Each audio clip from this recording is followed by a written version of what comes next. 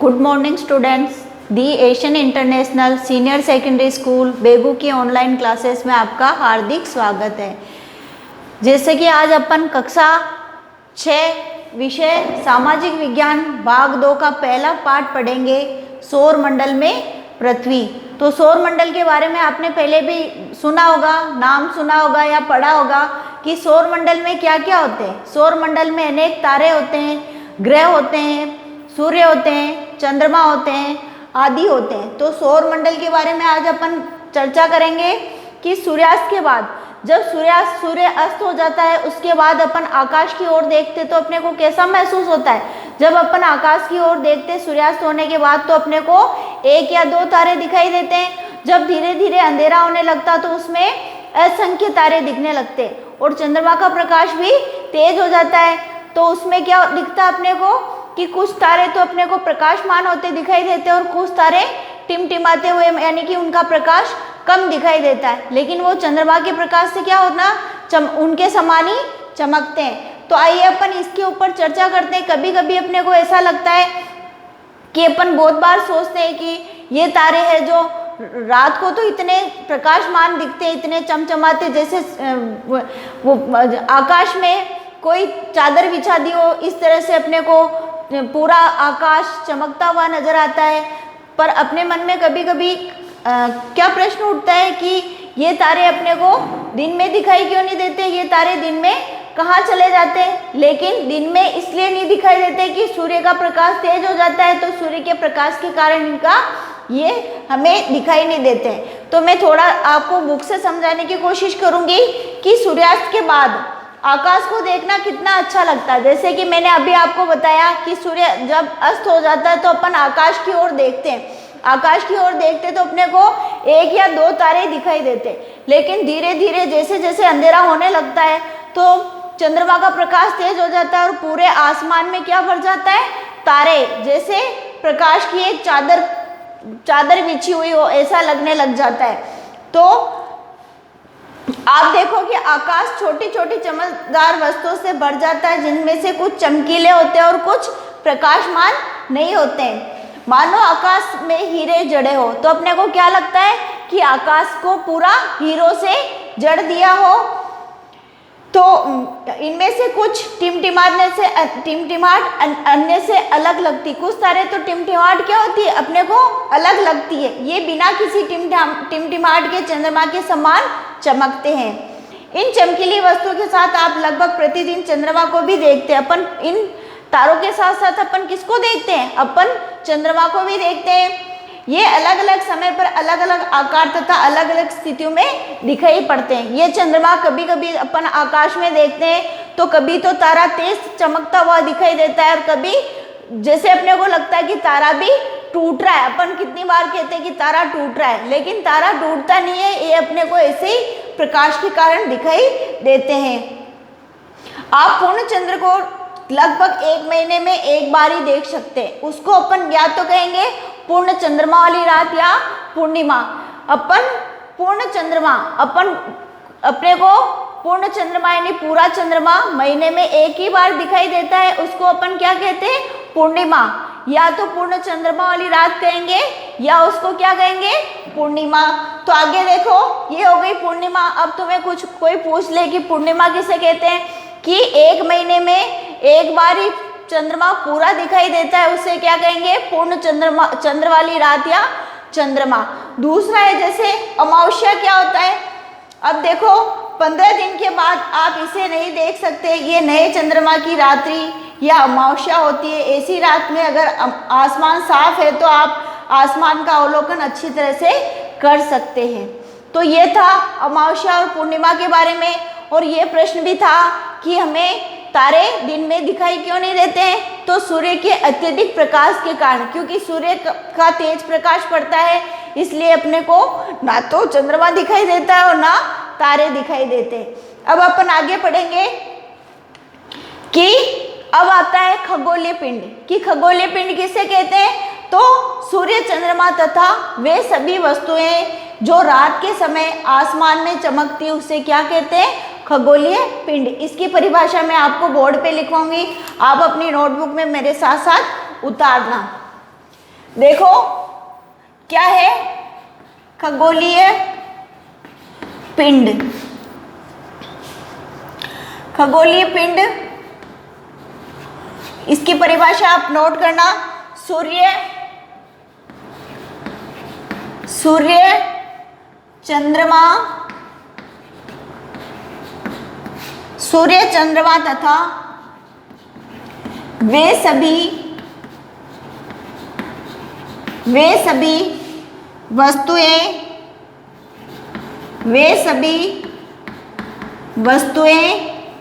जो रात के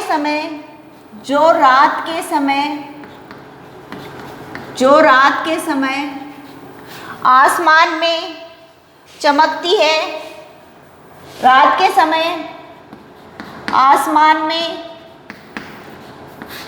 चमकती है,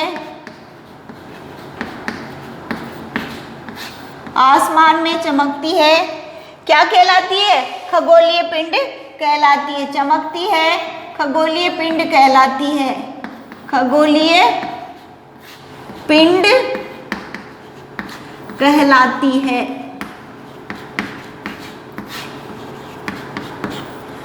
अब जैसा कि अब इधर देखो कि खगोलीय पिंड, अब अपने को पूछ लिए कि खगोलीय पिंड किसे कहते हैं, उसकी परिभाषा। तो सूर्य और चंद्रमा तथा वे सभी वस्तुएं जो रात के समय आसमान में चमकती है। तो सूर्य और चंद्रमा के अलावा रात में और क्या चमकते हैं? तारे। तो सूर्य, चंद्रमा तथा तारे, ऐसी जो वस्तुएं रात के समय चमकती है उसे क्या कहेंगे? खगोलीय पिंड कहते हैं। देखो अब आगे है, ये तो समझ गए अपन कि खगोलीय पिंड किसे कहते हैं। सूर्य, चंद्रमा तथा वे सभी वस्तुएं जो रात के समय चमकती है, रात के समय आसमान में चमकती है, खगोलीय पिंड कहलाती है। तो अब आके देखो, कुछ खगोलीय पिंड बड़े आकार तथा गर्म होते हैं। कुछ खगोलीय पिंड क्या होते हैं? बड़े तथा गर्म होते हैं, आकार में बड़े होते हैं और गर्म होते हैं। ये गैसों से बने होते हैं। ये किससे बने होते हैं? खगोलीय पिंड गैसों से बने होते हैं। इनके पास अपनी ऊष्मा तथा प्रकाश होता है। इनके पास क्या होता है? ऊष्मा और प्रकाश होता है, जिसे वे बहुत बड़ी मात्रा में उत्सर्जित करते हैं। इन खगोलीय पिंडों को तारा कहते हैं। इन खगोलीय पिंडों को क्या कहेंगे? तारा। सूर्य भी क्या है? सूर्य क्या है? एक तारा है। तो अपन तारा की परिभाषा भी लिखेंगे। देखो कि तारा किसे कहते हैं। दूसरा देखो, तारा। कुछ खगोलीय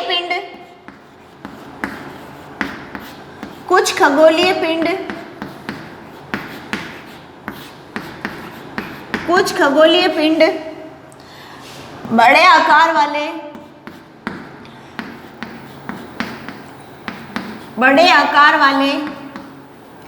तथा गर्म होते हैं। क्या होते हैं? तथा गर्म होते हैं। गर्म होते हैं, ये गैसों से बने होते हैं। ये खगोलीय पिंड किससे बने होते हैं? गैसों से बने होते हैं। ये गैसों से बने होते हैं। ये खगोलीय पिंड किससे बने होते हैं? गैसों से बने होते हैं।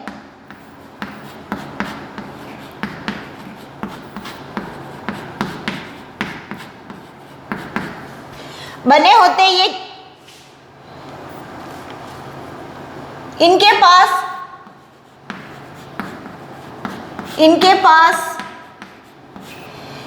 पास अपनी ऊष्मा तथा प्रकाश होता है। इनके पास अपनी ऊष्मा तथा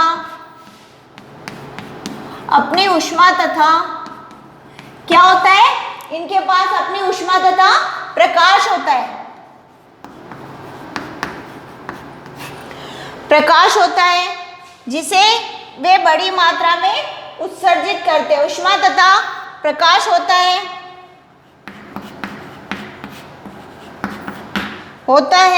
जिसे वे बड़ी मात्रा में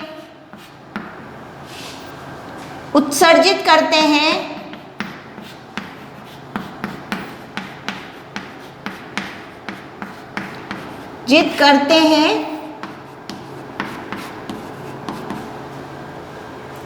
इन खगोलीय पिंडों को करते हैं, इन खगोलीय पिंडों को, इन खगोलीय पिंडों को क्या कहेंगे?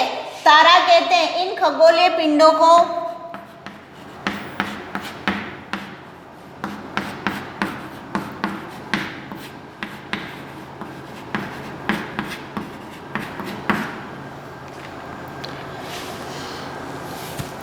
देखो,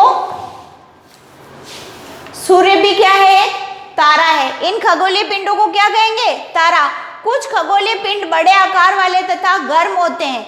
ये गैसों से बने होते हैं। किससे बने होते हैं? गैसों से, जिनमें बड़ी, इनके पास अपनी ऊष्मा तथा प्रकाश होता है। इनके पास ऊष्मा भी होती है और प्रकाश भी होता है, जिसे वे बड़ी मात्रा में उत्सर्जित करते हैं। इन खगोलीय पिंडों को तारा कहते हैं। सूर्य भी क्या है? एक तारा है।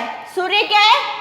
सूर्य भी एक तारा है। सूर्य भी एक तारा है।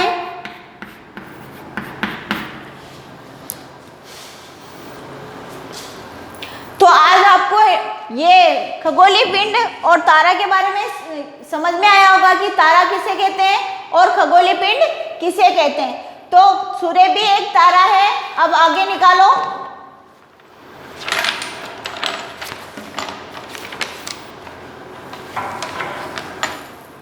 अब इसमें आया कि रात के समय चमकते हुए अनगिनत तारे सूर्य के समान ही है। रात के समय चमकते हुए तारे भी, अनगिनत तारे किसके समान है? सूर्य के जैसे के समान है, लेकिन हमसे बहुत अधिक दूर होने के कारण हम लोग उनकी ऊष्मा तथा प्रकाश को महसूस नहीं कर सकते।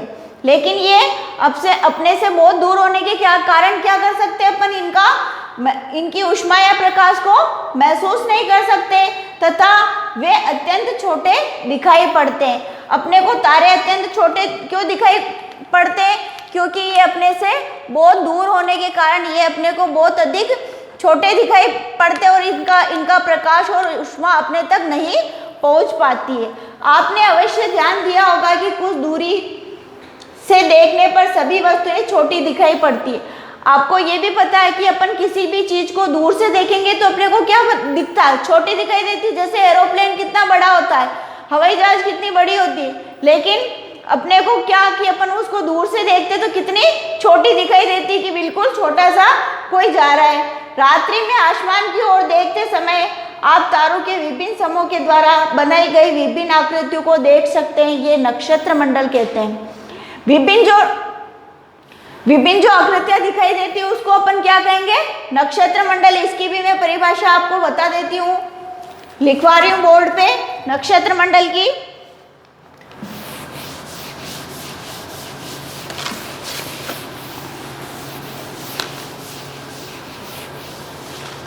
देखो नक्षत्र मंडल की परिभाषा,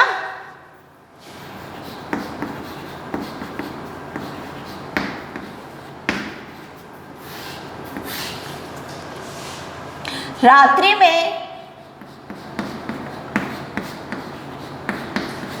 में आसमान की ओर देखते समय, रात्रि में आसमान की ओर देखते समय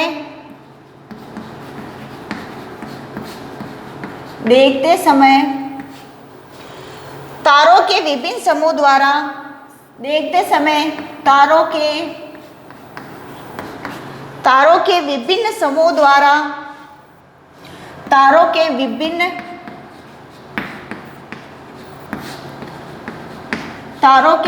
समूहों द्वारा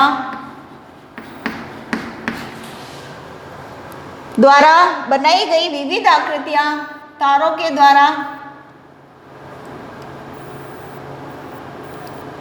विभिन्न समय तारों को विभिन्न समूह द्वारा बनाई गई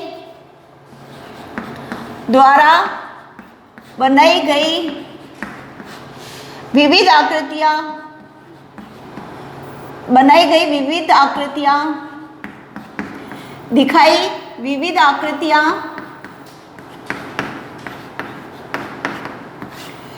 दिखाई देती है। ये आकृतियां, विविध आकृतियां दिखाई देती है। देती है। ये आकृतियां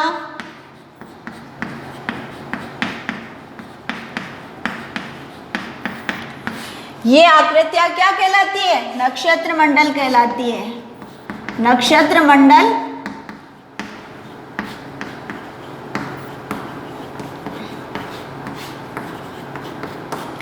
कहलाती है। देखो नक्षत्र मंडल, अब नक्षत्र मंडल की क्या परिभाषा है? नक्षत्र मंडल किसे कहते हैं? रात्रि में आसमान के समय, रात्रि में आसमान की ओर देखते समय, जब रात्रि को अपन सोते हैं, जब रात्रि में अपन आसमान की ओर देखते समय तारों के विभिन्न समूह, जो तारों का विभिन्न समूह बना हुआ है उसकी ओर देखते तो अपने को लगता है कि विभिन्न आकृतियां बनी हुई है, कि ये अलग अलग प्रकार की आकृतियां वहां पर बनी हुई है। इन जो आकृतियां अपने को दिखाई देती है उसको अपन क्या कहेंगे? नक्षत्र मंडल। उसको क्या कहेंगे? नक्षत्र मंडल। अब आगे देखो, अब आता है नक्षत्र मंडल। रात्रि में आसमान की ओर देखते समय आप तारों के विभिन्न समूह द्वारा बनाई गई विभिन्न आकृतियों को देख सकते हो। ये आकृतियां क्या कहलाती है?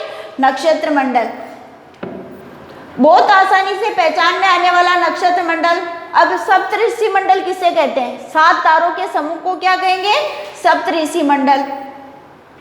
ये 7 तारों का समूह है जो कि नक्षत्र मंडल अर्शा मेजर का भाग, परिवार या पड़ोस में किसी बड़े व्यक्ति से कहिए कि वह आपको आसमान में और अधिक तारों, ग्रहों तथा नक्षत्र मंडल को दिखाए। अब अपन सप्तऋषि मंडल किसे कहते हैं? 7 तारों के समूह को क्या कहेंगे? सप्तऋषि मंडल। तो इधर देखो सप्तऋषि मंडल,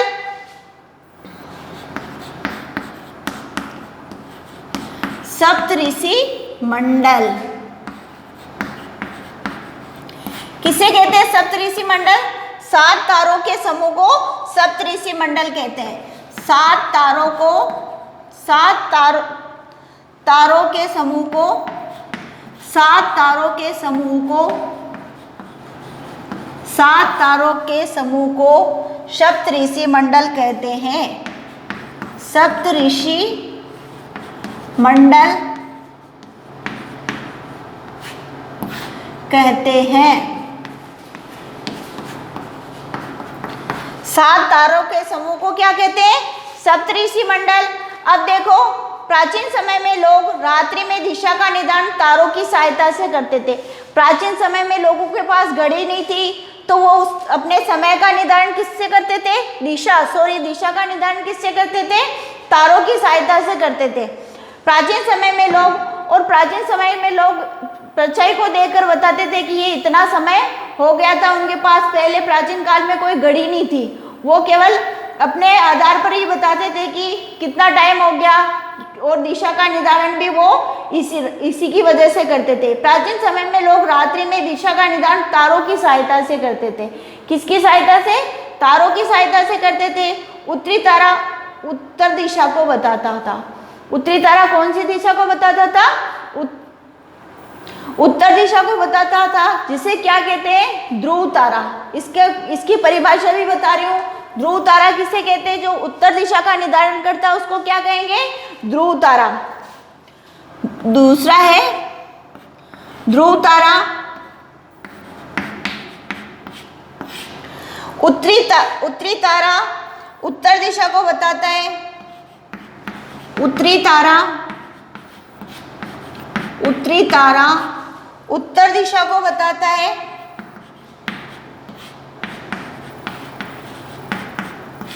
उत्तरी तारा उत्तर दिशा को बताता है।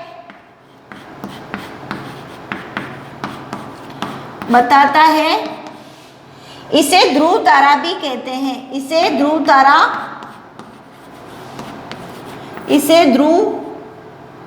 तारा भी कहते हैं।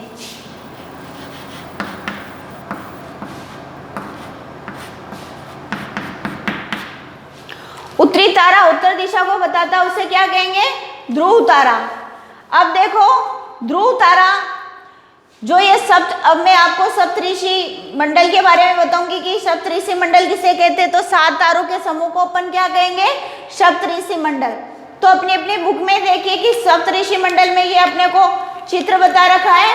सप्तऋषि मंडल का, तो मैं आपको इस चित्र को समझाऊंगी कि सप्तऋषि मंडल में ये जैसे प्रश्नवाचक, ये 7 ही तारों का समूह बता रखा है।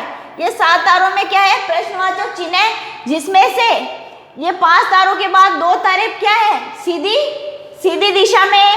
तो इसकी सीधे सीध में क्या है, ध्रुव तारा, जो किसका निर्धारण कर रहा है, उत्तरी दिशा का निर्धारण कर रहा है। तो ध्रुव तारा क्या है, उत्तर दिशा में। ये उत्तर तारा इन सप्तऋषि मंडल की सीध में होता है। अब आगे देखो, सप्तऋषि मंडल के बाद में प्राचीन समय में लोग रात्रि में दिशा का निर्धारण तारों की सहायता से करते थे। उत्तरी तारा उत्तर दिशा को बताता, जिसे ध्रुव तारा भी कहा जाता है। ये आसमान में हमेशा एक ही स्थान पर रहता है। ध्रुव तारा जो आसमान में हमेशा एक ही स्थान पर रहता है। हम सप्तऋषि की सहायता से ध्रुव तारे की स्थिति को जान सकते हैं। इस सप्तऋषि की सहायता से अपन ध्रुव तारे के बारे में जान सकते हैं।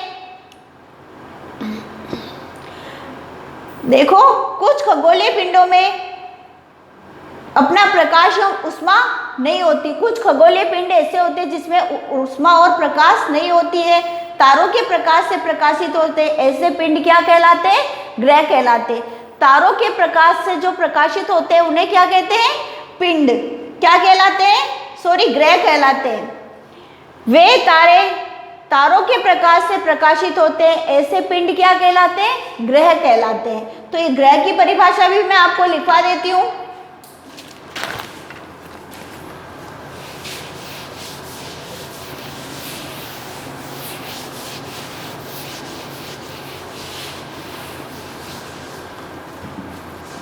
ग्रह की परिभाषा देखो,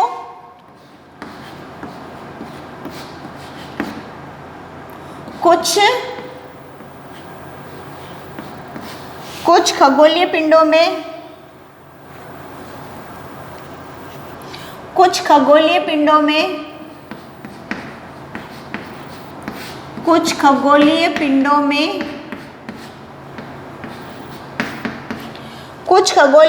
में अपना प्रकाश एवं उष्मा नहीं होती है। कुछ खगोलीय पिंडों में अपना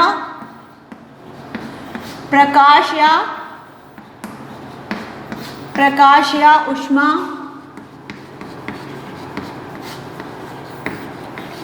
नहीं होती है।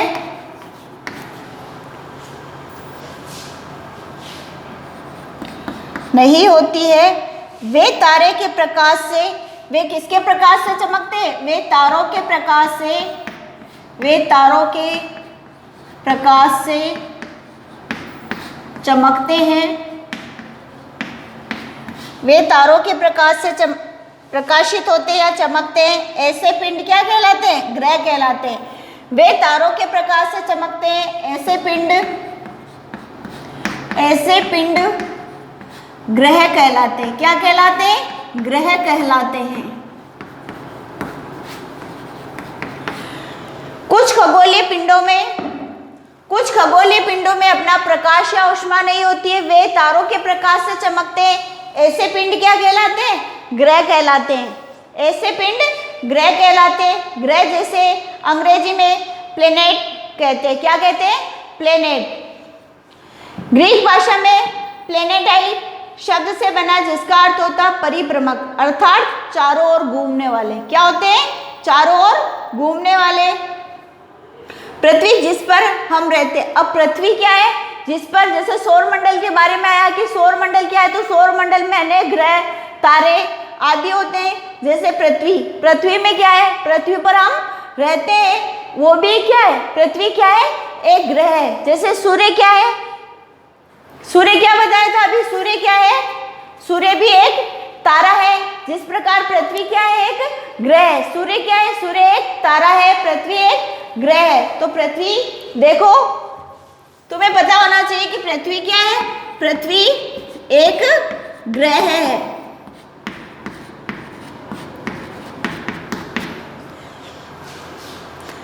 कितने ग्रह है, 8 ग्रह। इसके बारे में अपन आगे पढ़ेंगे। अभी अपन पृथ्वी का टॉपिक आया तो पृथ्वी के बारे में पढ़ेंगे कि पृथ्वी जिस पर हम रहते हैं वह एक ग्रह है। यह अपना संपूर्ण प्रकाश या ऊष्मा सूर्य से प्राप्त करती है। पृथ्वी को ऊष्मा और प्रकाश कहाँ से प्राप्त होता है? तो सूर्य से प्राप्त होता है। पृथ्वी को सूर्य और ऊष्मा किससे प्राप्त होते हैं? सूर्य से। जो पृथ्वी के सबसे नजदीक का तारा है, पृथ्वी का बहुत अधिक दूरी से, जैसे चंद्रमा से देखने पर चंद्रमा की तरह चमकती हुई प्रतीत होगी। आगे देखो, अब अपन कल की क्लास में पढ़ेंगे। ये हो गया अपना खगोलीय पिंड के बारे में अपन ने पढ़ लिया, तारा हो गया, नक्षत्र मंडल हो गया, सप्तऋषि मंडल, ध्रुव तारा, ग्रह के बारे में पढ़ लिया, पृथ्वी के बारे में अपन ने समझ लिया। अब आगे में जैसे पृथ्वी के बारे में अपन ने पढ़ा था कि पृथ्वी को ऊष्मा और प्रकाश किससे प्राप्त होता है? सूर्य से प्राप्त होता है।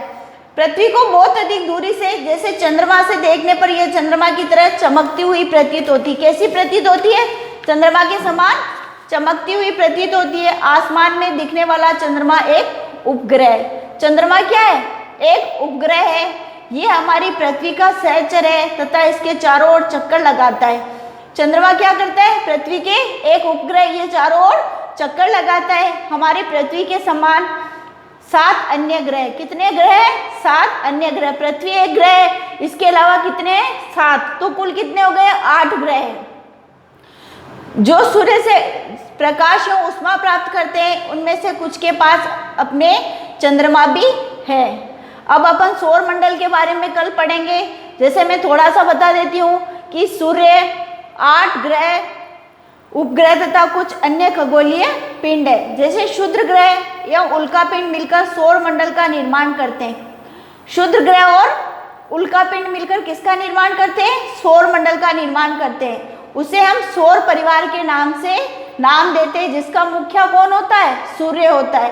अब अपन कल ग्रहों के बारे में पढ़ेंगे कि हमारे सौर मंडल में कुल कितने ग्रह हैं। तो हमारे सौर मंडल में कितने ग्रह? 8 ग्रह। कौन कौन से हैं?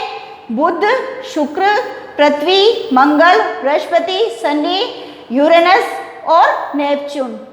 अब आज इसी के साथ अपना क्लास को समाप्त करते हैं। कल अगली वीडियो में अपन पढ़ेंगे सौर मंडल के बारे में।